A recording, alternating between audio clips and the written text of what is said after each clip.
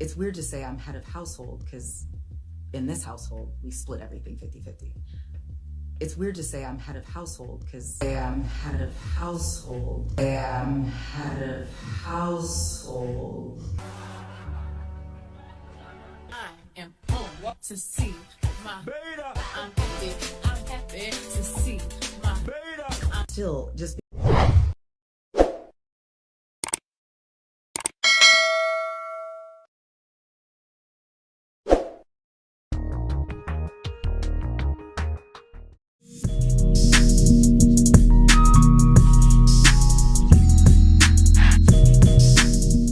Yeah, LTTV, Blunt Talk with LT, back at it with another video. All right, let's get right into this one. Let's get into this. Dwyane Wade reveals the reason why he left Florida. His family would not be accepted because his son's transition. You have to say to some of those state legislators who maybe have your jersey. Christy O says that's so wrong. You should have checked on her. It does seem weird. It's like, why the hell are you going on YouTube? But then she went to social media as well, and then she's talking about she tweeted something. I don't know. There's more to the backstory. I don't like to make the judgment when I don't have the full backstory, and he said something on social media and rebut. So I'm gonna get the full backstory and come back to that and complete that story. It seems wrong on its surface, but I want to get all the details. You have to say to some of those state legislators who maybe have your jersey in their closets, who came and brought their kids to your game to cheer for you. That's another reason why I don't live in this state. A lot of people don't know that. I have to make decisions for my family. I mean, obviously the taxes is great. You know, having Wade County is great, but my family would not be accepted or feel comfortable there. So that's one of the reasons why I don't live there.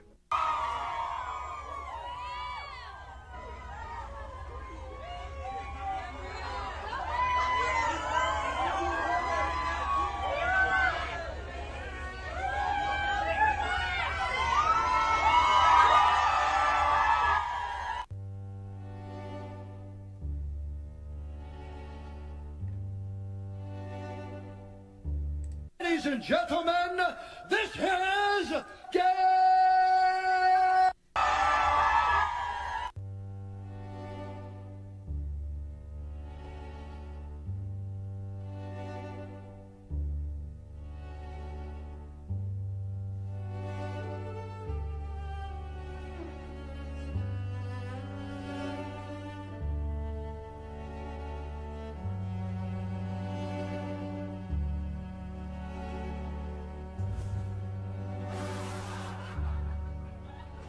I am home to see my beta. I'm happy to see my beta. still, just because I think I just have more responsibilities, you know, for my money. So I get nervous, like, oh God, that movie didn't open, you know, well, what does that mean? Am I gonna have enough to hold everybody up? And everyone's like, it's coming, like, calm down. And I'm trying to find peace in the journey, not using my anxiety and scarcity mindset to be my engine, which is hard. It's weird to say I'm head of household because in this household, we split everything 50-50. But in the other households that each of us have to support, it puts this... What? I'm sorry. Did y'all catch that? People were so focused on the 50-50 thing, which she can do that if she wants to. I wouldn't recommend it. Her husband is worth a lot more, but she wants to do 50-50. That's not a big deal. The big deal was, and everybody missed it, is she said she's head of household. Dwyane Wade, what are you doing, sir? Yeah, you're done. You're done. A lot of this, let me explain this. There's going to be a lot more. We're going to get some more insight. Let's play this part. Not using my anxiety and scarcity mindset to be my engine, which is hard. It's weird to say I'm head of household because in this household, we split everything 50-50. It's weird to say I'm head of household because we split the bills 50-50. All right, just remember that statement right here. We're gonna unravel all of this. What up, chat? Let's get it. But in the other households that each of us have to support, it puts this, there's always this like gorilla on your back that it is like, you better work, you better work. You know, you gonna sleep in? You know, somebody might not eat. How did your parents' professional lives inform your career aspirations? They didn't, really. Both of my parents were in telecommunications. My mom at Pacific Bell, my dad at AT&T. And now, this is a long interview. We're only going to take a portion of this and react to it. We're not reacting to the whole thing. And we're going to get into the Austin Holloman Passport Bros thing shortly. But let's get into this. What up, TG? What up, Reaper? Let's get it. None of that looks sexy. So I just knew that they worked their asses off. And so I developed my work ethic from them. It never occurred to me that I shouldn't be working at all times. But in terms of like the direction, no, that's just good old-fashioned low self-esteem and wanting to be chosen. And it started with those model searches that they would have at the mall. And every time I would go and never get chosen. And then finally, I was trying on prom dresses at Trudy's dress shop in Campbell near San Jose. And I was discovered. And they're like, would you like to be in our prom commercial? I was like, yes, it. And it went from that to I got an internship at a modeling agency for college credits. And when that internship ended, they were like, would you ever consider modeling? And I was like, what? And I felt the call again. I was like, you think somebody might pick me? And so I went for it. And my parents were like, what was UCLA about? Like, why did we take out a second mortgage on the home if you just want to be in a Tupac video? And they were like, listen, do whatever you want, but don't ask us for any money. And that first year, I made more than my parents. What did you go to UCLA for? What was the original plan A? The plan was to be a very average lawyer, I guess. I was an English major at UCLA, and I got my first B-. I've never gotten anything lower than a B+ in my life. I chose what I thought was an even easier major, sociology, just studying people. I like people. How hard could this be? Graduated with a degree in sociology and was studying for the LSATs, doing poorly when I got that internship. So I was like, okay, well, let me just see how this goes. Worst case, I go back. Well, so given that and, you know, your parents' sort of career trajectory, where was the inspiration and also the confidence to step out on this ledge and pursue a public-facing career in the arts coming from? Low self-esteem. And somebody saying, you're so pretty. So now you're hooked. It's like heroin. I'm chasing the dragon. And if you think... Jesus Christ. If y'all heard Mia Khalifa's story, it is akin to that.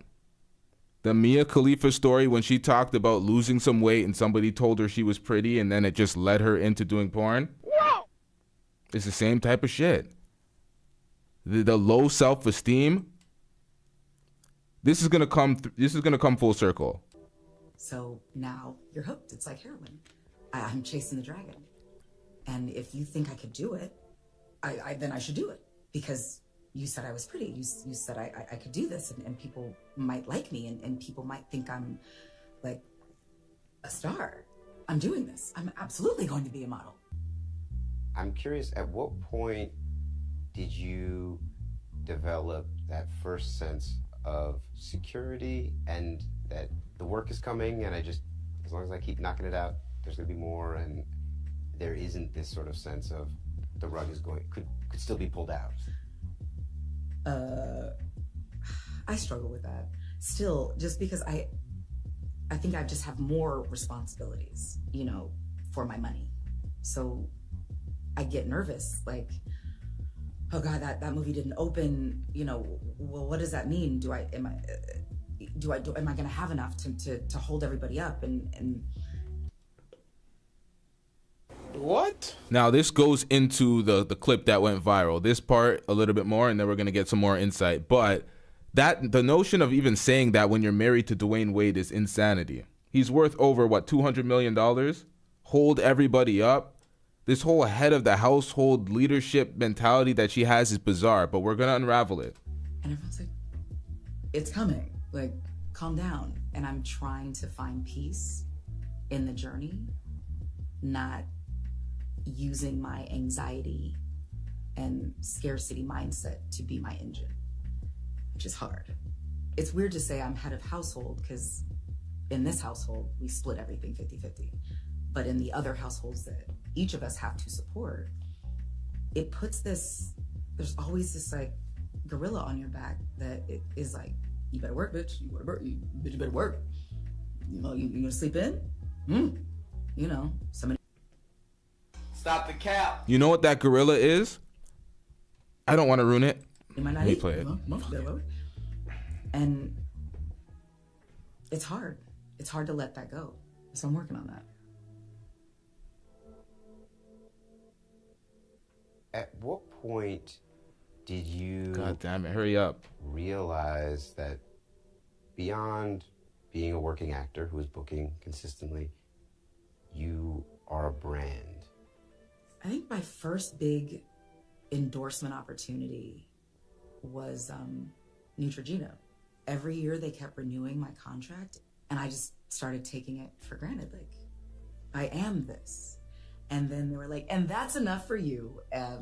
Meet Kerry Washington. And I was like, oh, whoa. And all right, so that was supposed to have a slide in there, a picture that was supposed to give some more insight, but it's okay, I'll explain it myself. All right, so the monkey that's on her back that she speaks about when she says, you gotta work, bitch, you gotta work. It's because in her last relationship, in her last marriage, she paid 100% of the bills. And you know what she did? And no, she felt empowered to do? Cheat. She cheated that relationship and she felt justified because she paid all of the bills. Jesus Christ. Dwyane Wade had a baby on her. He cheated. We don't know how that structure was when it comes to the finances, but who knows? Maybe she felt like that was power. The money is power and leverage to cheat. Because it goes, that's what she said when she made all the money and she paid all the bills. So that's what I'm looking into. This whole attention shit that she needs, the validation from being called pretty once in her life is bizarre. But let's get back into this. What? Gabrielle Union, issue with her, the main issue was the fact that she said she's the head of household. She makes Dwyane Wade go outside, but Dwyane Wade does it to himself. He moved out of Wade County to do these Versace commercials. His baby mother was 1,000% right about Dwyane Wade and Gabrielle Union using their son, daughter to get clout. And you see it. All these commercials, endorsement deals. You see Zaya in commercials. Gabrielle Union, more opportunities now. Dwyane Wade in all sorts of commercials. But she said she's the head of the household. All this emasculation that she's doing, it's like, it seems like it's a get back for him having a baby on her and cheating. It's like her copium, her way of dealing with it.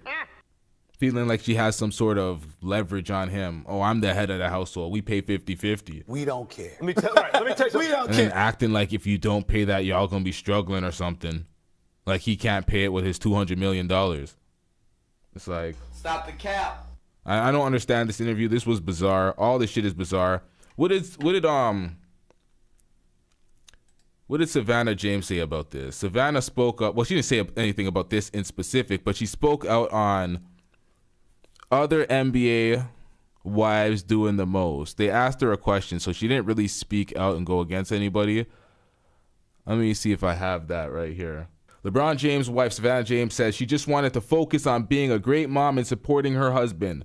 When asked why she keeps a low profile while other NBA players' wives choose to go on reality shows or reality TV, become influencers, and build brands. She keeps a low profile. And LeBron James is the NBA player that does everything right, squeaky clean resume when it comes to the off-court matters. His wife follows suit. She's the head of the household, though. Gabrielle Union I'm speaking about, polar opposite. Dwyane Wade's going outside. Shout out to Jay Hall with a $10 super chat. Says good content. Shout out to you.